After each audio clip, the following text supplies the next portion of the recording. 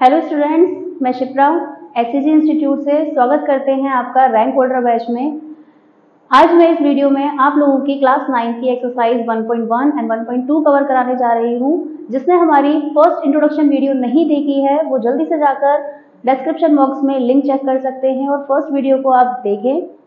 तो चलिए स्टार्ट करते हैं। हमारा फर्स्ट क्वेश्चन है, Is 0 a rational number? Can you write it in the form of p upon q where p and q are integers and q is not equal to 0? Question हमसे ये कह रहा है, क्या 0 रेशनल नंबर है और अगर है तो क्या हम इसको p upon q की फॉर्म में लिख सकते हैं? तो इसका सिंपल आंसर होगा यस। तो आंसर में हम लिखेंगे yes, 0 is a rational number. हम कहेंगे 0 एक रेशनल नंबर है। क्यों? क्योंकि हम उसको p upon q की फॉर्म में इजीली लिख सकते हैं।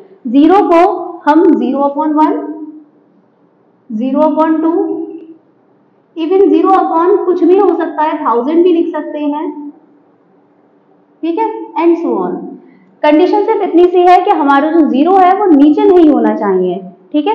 तो हम सिंपल अगर इतना भी आंसर देते हैं तो ये सफिशिएंट है कि यस 0 एक रेशनल नंबर है। हम इसको इजीली p upon q की फॉर्म में लिख सकते हैं, जो कि ये फॉर्म इस तरह से होगी, ठीक है।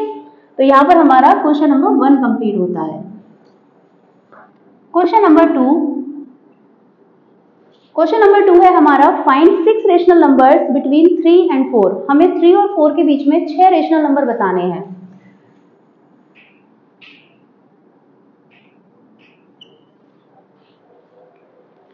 तो क्या करेंगे, 3 और 4 के बीच में हमें 6 रेशनल नंबर्स बताने हैं। फर्स्ट नंबर है हमारा 3 और सेकेंड नंबर है हमारा 4। हमें कितने नंबर बताने हैं? 6 रेशनल नंबर्स बताने हैं,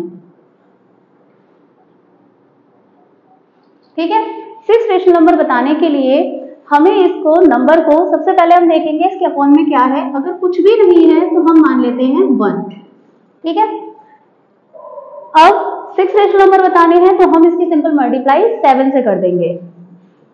7 से मल्टीप्लाई करने पर हमारे एग्जैक्ट 6 रेशनल नंबर्स हम फाइंड कर पाएंगे, ठीक है। मल्टीप्लाई करने को हम 10 से, 100 से, 1000 से, किसी से भी कर सकते हैं, लेकिन हमें एग्जैक्ट अगर 6 रेशनल नंबर ही निकालने हैं तो हम इसकी मल्टीप्लाई 7 से करेंगे। 7 से मल्टीप्लाई करने पर ये नंबर बन जाएगा 21/7 और ये नंबर हो जाएगा 28/7, ठीक है। तो 21 और 28 इसके बीच में हम आसानी से कितने नंबर्स लिख सकते हैं? 22/7, 23/7, 24/7, 25/7, 26/7 एंड 27/7, ठीक है। तो ये हमारे कितने 6 रेशनल नंबर्स फाइंड हो चुके हैं। फिर हम क्या करेंगे, इस 21/7 को इसकी ओरिजिनल फॉर्म क्या थी इसकी? 3 और ये नंबर क्या था? 4। इसे हम अपनी ओरिजिनल फॉर्म में लिख देंगे क्योंकि हमसे 21/7, 28/7 के बीच में 6 नंबर्स नहीं पूछे हैं, हमसे पूछे हैं 3 और 4 के बीच में। तो हम इसे ओरिजिनल फॉर्म में लिखेंगे जरूर। तो 3 और 4 इसे ओरिजिनल फॉर्म में ले आए। बाकी जितने भी नंबर्स हमारे फाइंड हुए हैं उनको हम एज इट इज नीचे उतार देंगे। यहां पर हमारा क्वेश्चन नंबर 2 कंप्लीट होता है,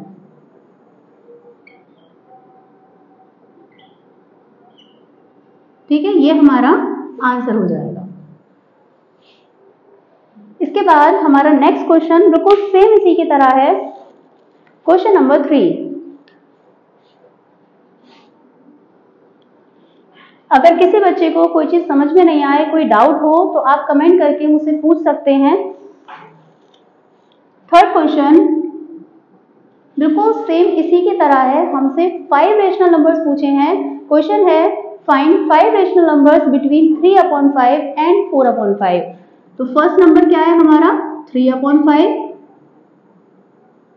और सेकंड नंबर है हमारा 4/5। देखो इन क्वेश्चंस में हम सबसे पहले चेक करते हैं कि जो हमारा नीचे वाला नंबर है यानी कि डिनोमिनेटर है, डिनोमिनेटर हमारा सेम होना चाहिए। तो यहाँ पर 5 है और यहाँ पर भी 5 है, यानी कि डिनोमिनेटर हमारा सेम है। तो हम क्या करेंगे, हमसे 5 रेशनल नंबर्स पूछे हैं। 5 रेशनल नंबर्स के लिए हम मल्टीप्लाई किससे करेंगे? 6 से। जितने भी नंबर्स हमसे पूछे होते हैं अगर डिनोमिनेटर सेम होता है तो हम उसके एक एक्स्ट्रा नंबर से मल्टीप्लाई कर देते हैं। ऐसा करने से हमारे एग्जैक्ट नंबर ऑफ डिजिट्स निकल कर आती हैं। हमें कितने नंबर्स निकालने हैं? 5 रेशनल नंबर निकालने हैं, तो हम मल्टीप्लाई किससे करेंगे? 6 से। दोनों साइड नंबर्स की मल्टीप्लाई हम 6 से कर देंगे। तो हमारा जो नंबर है वो क्या हो जाएगा? ये नंबर हो जाएगा हमारा 18/30 और ये नंबर हो जाएगा हमारा 24/30। ठीक है। अब 18 और 24 इसके बीच में हमें कितने नंबर्स मिल रहे हैं? 5। 19, 20, 21, 22, 23 और 24/30 हमारा नंबर है ही। कितने एग्जैक्ट नंबर हमारे? 5 जो हमसे पूछे गए थे उतने ही नंबर हम फाइंड कर पा रहे हैं अगर हमने मल्टीप्लाई 6 से करी है। फिर इसे ओरिजिनल फॉर्म में ले आएंगे। 18/30 की ओरिजिनल फॉर्म क्या थी? 3/5, ये है इसकी ओरिजिनल फॉर्म। और 24/30 की ओरिजिनल फॉर्म क्या थी? 4/5। तो 3/5, 19/30, 20/30। अगर नंबर्स कट हो रहे हैं किसी भी टेबल से तो हम उसको कट भी कर सकते हैं। जैसे ये नंबर्स 0 से 0 कट हो जाएगा, ये 3 से कट हो जाएंगे, तो हम अगर चाहें तो इनको डिवाइड भी कर सकते हैं। और अगर डिवाइड नहीं भी करोगे तब भी वो सही माने जाएंगे। ठीक है। तो हमसे 3/5 और 4/5 के बीच में 5 रेशनल नंबर्स पूछे थे। ये हमारे 5 रेशनल नंबर्स क्या हो जाएंगे? हमारा आंसर हो जाएगा। एक्सरसाइज 1.1 का last question number 4। Question number 4 है, state whether the following statements are true और फॉल्स। हमारे जो स्टेटमेंट्स हैं, नीचे 3 स्टेटमेंट्स दिए गए हैं, वो सही हैं या गलत हैं। Give reason for your answer. हमें अपने आंसर के लिए रीजन बताना है कि ट्रू है तो क्यों है और फॉल्स है तो क्यों है। तो फर्स्ट है, every natural number is a whole number. क्या हर नेचुरल नंबर होल नंबर होता है? तो देखो, हमने छोटी क्लास से पढ़ रखा है कि नेचुरल नंबर्स क्या होते हैं? 1 से स्टार्ट होते हैं। तो 1 से स्टार्ट होने वाले सारे नंबर्स क्या कहलाते हैं? Natural numbers. जबकि होल नंबर्स क्या होते हैं? होल नंबर्स स्टार्ट होते हैं 0 से। ठीक है, इसमें तो कोई डाउट नहीं होगा किसी बच्चे को। तो फर्स्ट पार्ट में हमसे पूछा है कि क्या हर नेचुरल नंबर होल नंबर होता है? तो देखो, नेचुरल नंबर सारे होल नंबर में आ रहे हैं, तो क्या सारे नेचुरल नंबर होल नंबर होते हैं? तो हम बोलेंगे यस या ट्रू। क्वेश्चन में शायद ट्रू पूछा है, तो क्वेश्चन में हमसे ट्रू पूछा है तो हम कहेंगे कि ये स्टेटमेंट ट्रू है। All natural numbers are whole numbers. सारे नेचुरल नंबर्स होल नंबर्स होते हैं, क्योंकि नेचुरल नंबर सब होल नंबर की कैटेगरी में काउंट हो जाते हैं, बल्कि एक नंबर 0 एक्स्ट्रा है होल नंबर्स में। ठीक है, तो पहला स्टेटमेंट हमारा ट्रू होगा। हम चाहें तो क्या कर सकते हैं, इनकी डेफिनेशंस भी दे सकते हैं, क्योंकि हमसे give reason for your answer बोला गया है क्वेश्चन में। तो हम नेचुरल नंबर और होल नंबर की यहाँ पर डेफिनेशन लिखकर अपना रीजन दे सकते हैं, अदरवाइज इतना भी सफिशिएंट है। नेक्स्ट है सेकंड पार्ट।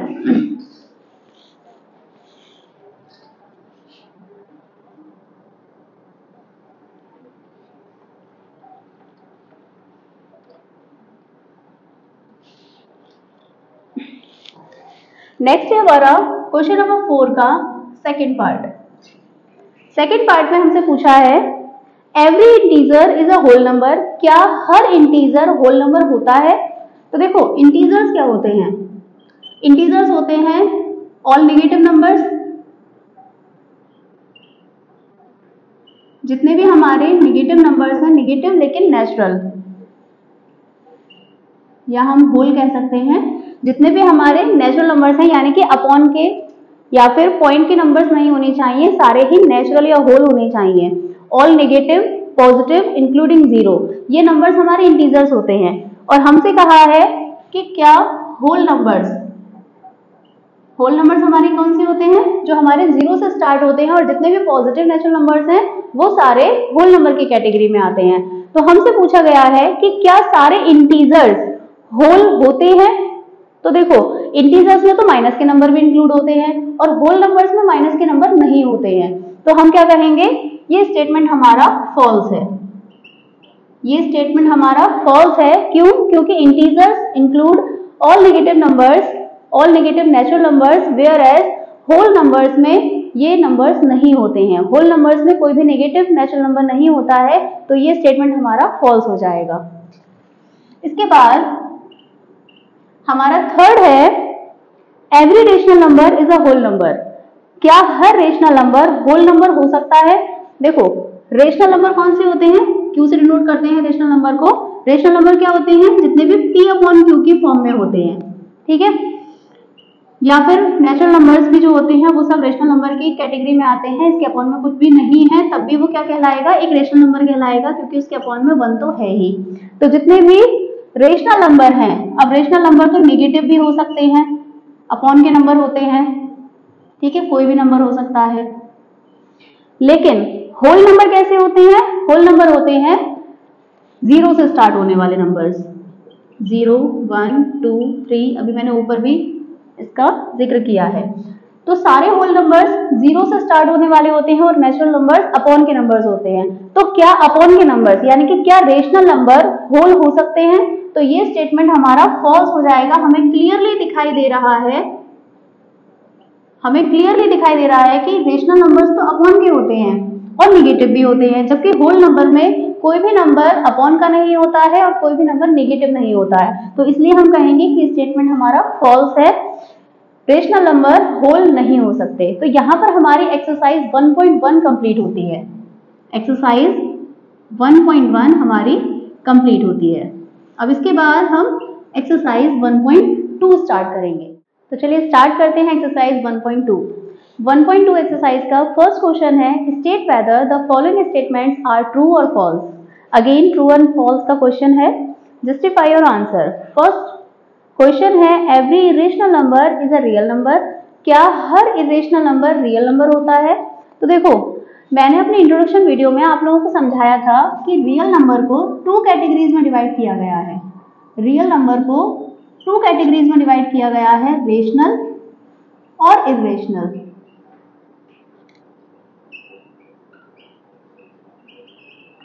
ठीक है, रेशनल नंबर सारे वो नंबर्स थे जिसे हम p अपॉन क्यू की फॉर्म में लिख पा रहे थे, और इरेशनल नंबर उसके अलावा जितने भी रूट के नंबर थे जो नॉन टर्मिनेटिंग, नॉन रीअकरिंग थे। ठीक है, तो ऐसे नंबर हमारे कैसे नंबर थे? इरेशनल। तो हमसे ये पूछा है कि क्या हर इरेशनल नंबर रियल नंबर हो सकता है? तो देखो, जब रियल नंबर का ये पार्ट है इरेशनल, तो हम ऑब्वियसली ट्रू बोलेंगे कि हाँ, इरेशनल नंबर पार्ट होगा रियल नंबर का। तो इसमें फर्स्ट स्टेटमेंट हमारा क्या हो जाएगा? ट्रू हो जाएगा। तो फर्स्ट स्टेटमेंट ट्रू है। क्या हर इरेशनल नंबर रियल नंबर होगा? तो हम कहेंगे यस। सेकंड है, every point on the number line is in the form of root m where m is a natural number। कि क्या हर पॉइंट नंबर लाइन पर रूट m की फॉर्म का होता है? देखो, नंबर लाइन हमें पता है कि नंबर लाइन पर पॉइंट माइनस के भी होते हैं और प्लस के भी होते हैं। ठीक है, अगर हमें 2 चाहिए तो हम इसको रूट 4 भी बोल सकते हैं। ठीक है, सिंपल, रूट 4 हमारा नंबर 2 कहलाएगा, क्योंकि रूट 4 पेयर्स बन जाएंगे इसकी प्राइम फैक्टर करके, 2 पेयर बनकर रूट से बाहर आ जाएगा। तो हम कह सकते हैं कि हाँ, ये रूट का नंबर था और नंबर लाइन पर हमें इजीली मिल गया। यानी कि रूट के नंबर, अगर हमें रूट 3 चाहिए, रूट 5 चाहिए, वो भी हम उस पर नंबर लाइन पर फाइंड कर सकते हैं। लेकिन प्रॉब्लम कहाँ आती है? प्रॉब्लम आती है हमारे निगेटिव नंबर्स में। निगेटिव नंबर्स रूट के इमेजिनरी नंबर्स कहलाते हैं, इसीलिए मैंने अपनी इंट्रोडक्शन वीडियो में आपको जिक्र किया था इमेजिनरी नंबर्स का। अब इन्होंने पूछा है कि क्या हर नंबर नंबर लाइन पर मिल सकता है जो कि रूट की फॉर्म का हो? तो हम कहेंगे माइनस का अगर कोई नंबर है तो वो नंबर नंबर लाइन पर हमें नहीं मिलेगा, क्योंकि वो नंबर्स कैसे हो जाएंगे? वो नंबर्स इमेजिनरी हो जाएंगे। तो इमेजिनरी नंबर्स यानी कि रूट के माइनस के नंबर हमें नंबर लाइन पर नहीं मिलेंगे। तो सेकेंड स्टेटमेंट हमारा क्या हो जाएगा? फॉल्स हो जाएगा, क्योंकि निगेटिव नंबर्स हमें नंबर लाइन पर नहीं मिलेंगे। इसके बाद थर्ड है, every real number is an irrational number. क्या हर रियल नंबर इरेशनल हो सकता है? देखो, हर रियल नंबर, अब रियल नंबर में तो सब तरह के नंबर्स होते हैं। रियल नंबर 2 कैटेगरीज में डिवाइडेड है, रेशनल और इरेशनल। अगर मान लो हमने कोई नंबर ऐसा लिख दिया जो रेशनल है, तो क्या वो इरेशनल हो सकता है? बिल्कुल नहीं होगा। थर्ड पार्ट में हमसे कहा है every real number is a irrational number, कि हर रियल नंबर, अब रियल नंबर में तो मैंने आपको समझाया था कि जितने भी यूनिवर्स में नंबर हैं, चाहे वो डेसिमल का नंबर है, चाहे अपॉन का नंबर है, माइनस का नंबर है, कैसा भी नंबर है, वो सब रियल नंबर्स की कैटेगरी में आते हैं, जबकि वो नंबर इरेशनल नहीं हो सकते। इरेशनल को हम इजीली समझ चुके हैं, ऐसे नंबर्स जो नॉन टर्मिनेटिंग, नॉन रिकरिंग होते हैं, रूट के होते हैं, रूट से अगर हम सॉल्व करते हैं और वो इजीली पी अपॉन क्यू के फॉर्म में नहीं आ पाते हैं, ऐसे नंबर इरेशनल होते हैं। तो क्या सारे रियल नंबर इरेशनल हो सकते हैं? तो हम कहेंगे फॉल्स। तो थर्ड स्टेटमेंट हमारा फॉल्स हो जाएगा, क्योंकि रियल नंबर में तो हमारे कई तरह के नंबर्स होते हैं, माइनस के भी होते हैं, अपॉन के भी होते हैं, इवन अगर इरेशनल भी है कोई नंबर तो भी वो रियल नंबर होता है। तो हर रियल नंबर इरेशनल नहीं हो सकता, हर इरेशनल नंबर रियल हो सकता है। ठीक है, आई होप कोई कंफ्यूजन नहीं होगा किसी बच्चे को। इसके बाद हमारा सेकंड क्वेश्चन क्या है? Are the square root of all positive integers irrational? क्या हर पॉजिटिव इंटीजर का स्क्वायर रूट अगर हम करते हैं तो आंसर हमारा इरेशनल होता है? क्योंकि अभी मैंने आपको बताया कि जितने भी रूट के नंबर्स होते हैं वो इरेशनल होते हैं। तो ये कह रहे हैं क्वेश्चन में कि क्या हर नंबर अगर हम स्क्वायर रूट निकालते हैं तो वो इरेशनल होगा?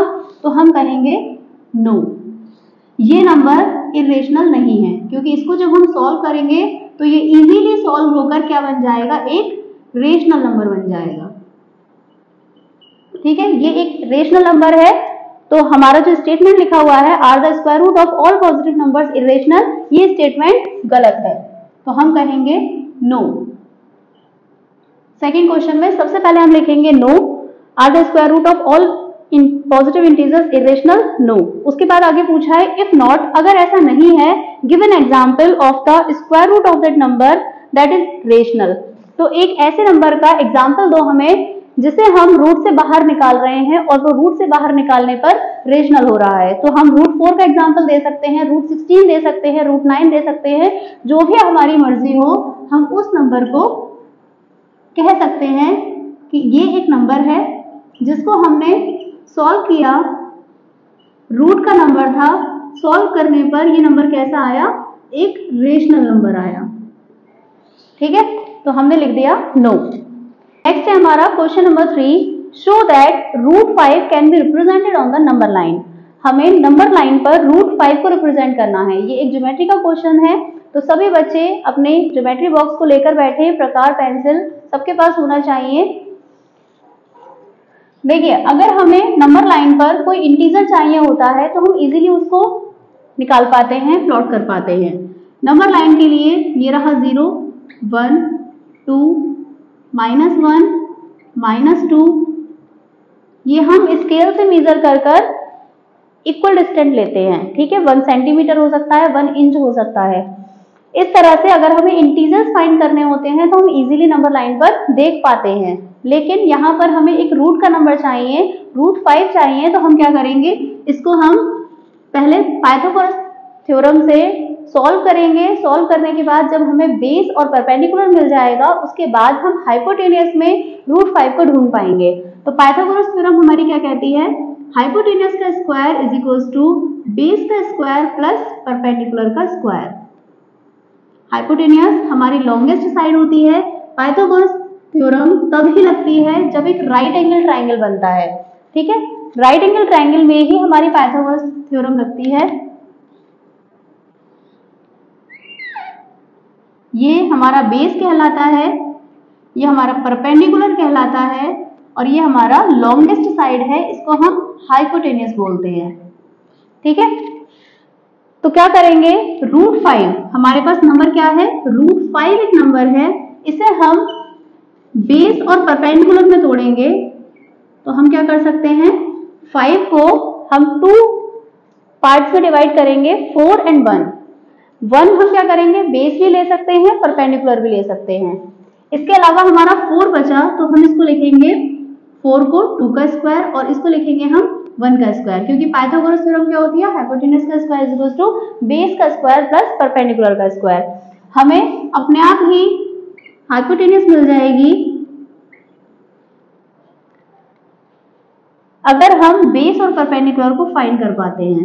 ठीक है, तो हम बेस को 2 ले सकते हैं और परपेंडिकुलर को 1 ले सकते हैं, या फिर इसका उल्टा भी कर सकते हैं। तो हमें 5 मिल जाएगा। तो क्या करेंगे, पहले इसको सॉल्व कर देंगे और हमें पता चल गया कि हम बेस 1 यूनिट ले रहे हैं और परपेंडिकुलर 2 यूनिट ले रहे हैं। ठीक है,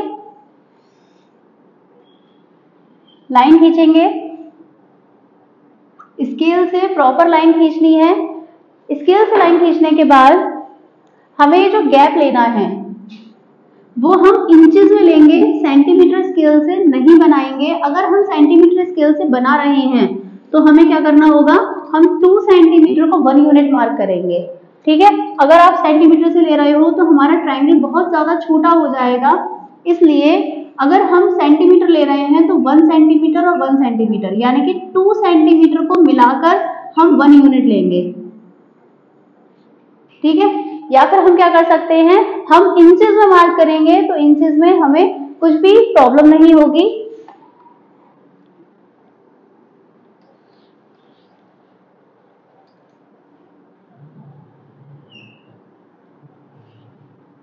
ये है आपका 0, सेंटीमीटर स्केल को घुमाएंगे और इंचेस स्केल पर आ जाएंगे। ठीक है, तो हमारा जो डिस्टेंस होगा वो सेंटीमीटर में थोड़ा छोटा होता है, इंचेस में थोड़ा हमें ज्यादा डिस्टेंस मिल जाएगा।